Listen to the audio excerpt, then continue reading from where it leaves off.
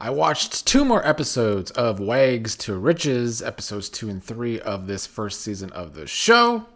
And we're going to get to the Jules stuff, which I think is the biggest issues in these two episodes. But before we get there, we do still have to touch upon Sharelle, who continues to be the common denominator of a lot of the issues going on between the friendships with these women.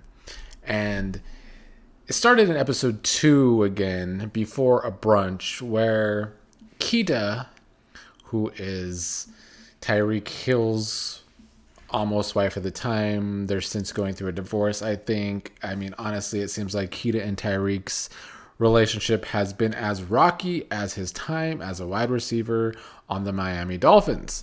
But Keeta and Sade, whose name I'm probably going to butcher, had some issues before because Sade's man was on the Dolphins as well at one point.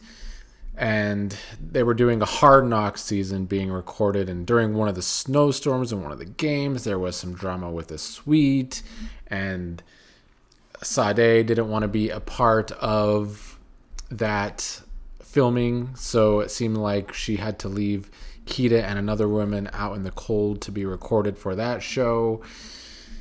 There's speculation from some of the women that she was jealous of Keeta because Tyreek is the best receiver on the team and her man's not really on the team anymore.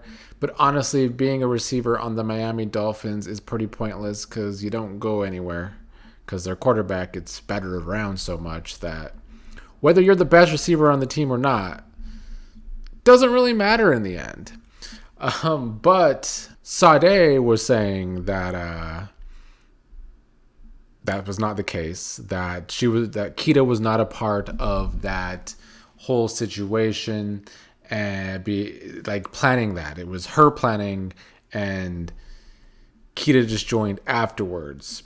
Regardless of all of that, Sade didn't understand how the women knew about it because she didn't tell them. And obviously Keeta told Sharelle, and then Sharelle told Ashley. And Ashley's the one that brought it up. And this was all brought up because some of the women were calling Sharelle a mean girl. When MJ showed up, she even gave Sharelle some shit about the way she treated Stoney.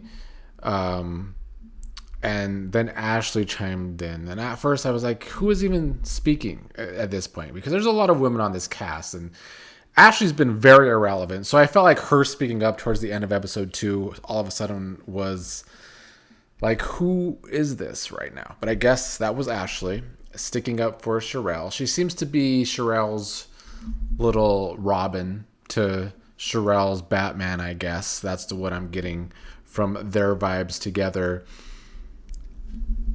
I didn't like Ashley being the one bringing it up because I felt like it was just her trying to get screen time. Because up until this point, 2 episodes going, she was irrelevant. Sharelle tried to defend herself, saying she's not a mean girl. Sade just wanted to walk away from the situation.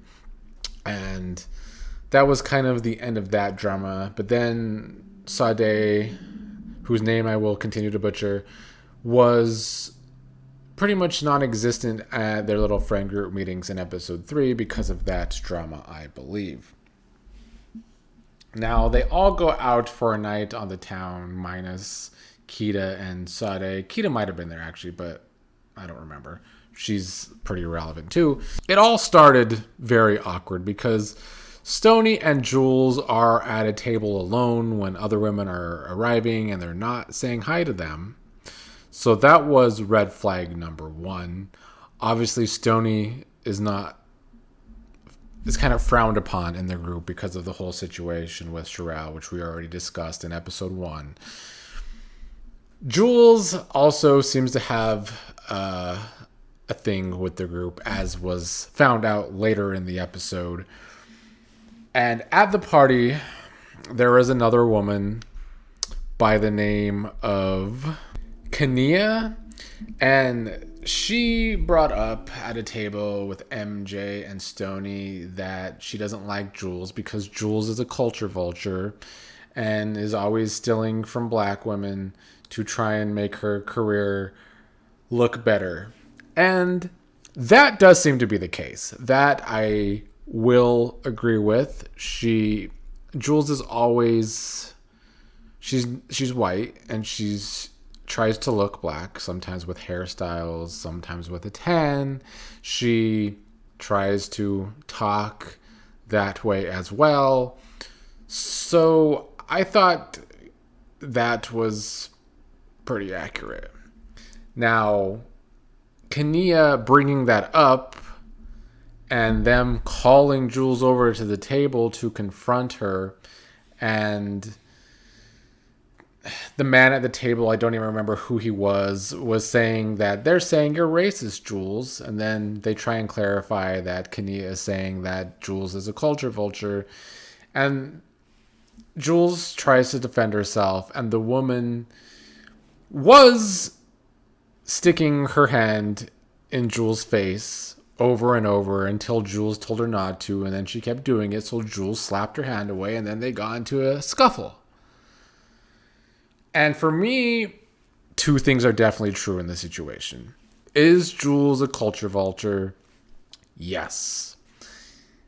Was she the aggressor in this fight? No, she was not. That was this other lady who is not even a part of the cast, is a friend of someone who started the argument by continuing to get in Jules' face. We'll get to some of the commentary of, oh, she's too old to be fighting. Before this, though, Sharelle brings up to Jules, they're talking about children, and she asks Jules, hey, do you want to have another child? And at that point, Sharelle knows that Jules went through an abortion with her ex, and her ex did not want them to have another baby. And even though Florida has ramped up their abortion laws, she still got an abortion before the 6-week limit. And Sharelle can act like she didn't know that was the case, but her bringing that up to Jules was very low, to say the least.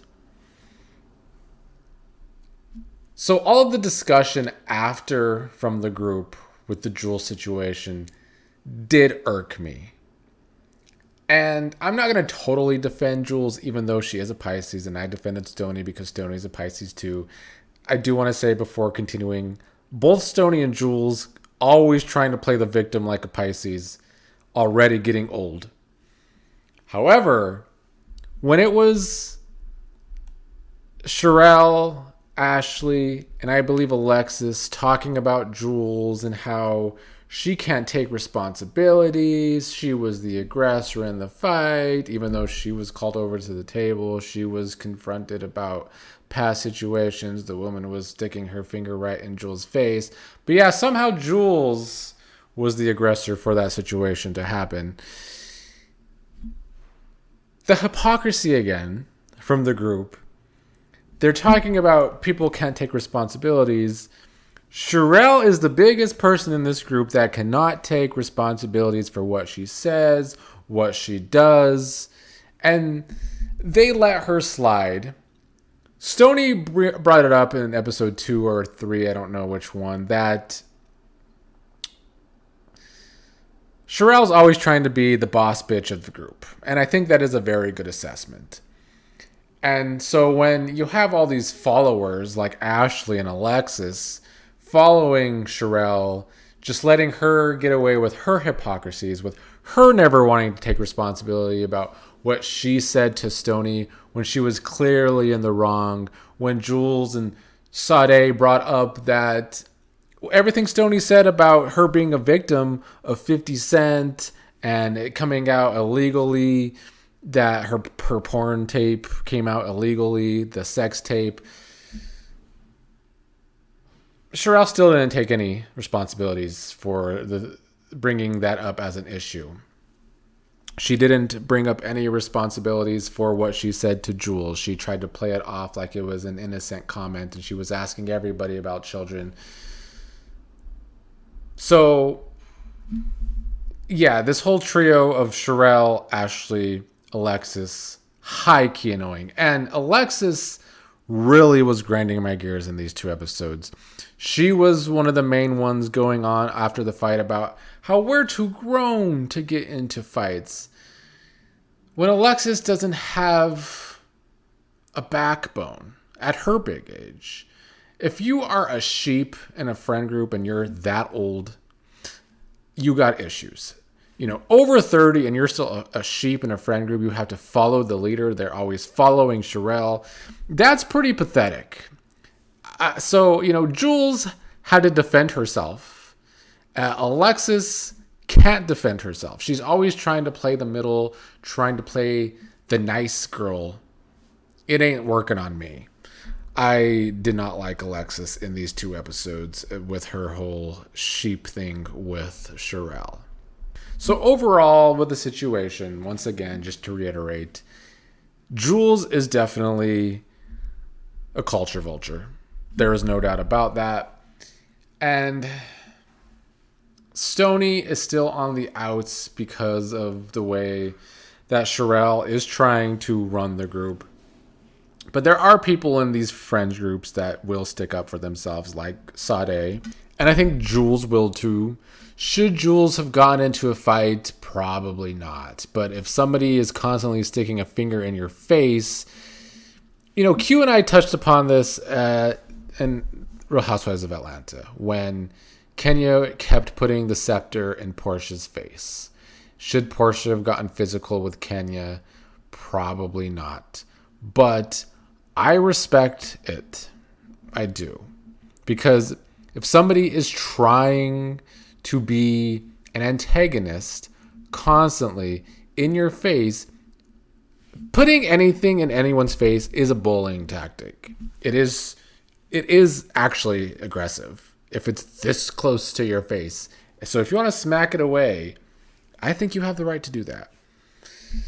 Anyway, after these 2 episodes, a lot of people have been annoying, but I will continue to watch. MJ's still my favorite. That's another thing about the group. MJ got into a fight, and yeah, she's the youngest in their group, but they didn't act like that was just, she can't be in the group anymore because she got into a fight. But when Jules does, that's the end of the world. They also were acting like, they can't be hanging around a culture vulture. That doesn't look right. But they knew all these rumors about her before, and they've been hanging out with her this whole time. So that was a lot of fakeness. That was the big topic. Sharelle doesn't like fakeness, but she's a Libra. So if anybody knows anything about being fake, that would be Sharelle. Somebody pointed out that because Sharelle thinks that because she will say something to your face, that doesn't mean that you're fake. But Sharelle shows that that's actually not a fact. You can still say something to someone's face and be shady and then go back and talk shit behind their backs, which is what Sharelle does. Or make the kid comment to Jules, but then go back and pretend like that's what you didn't mean to do. No, that is still being fake.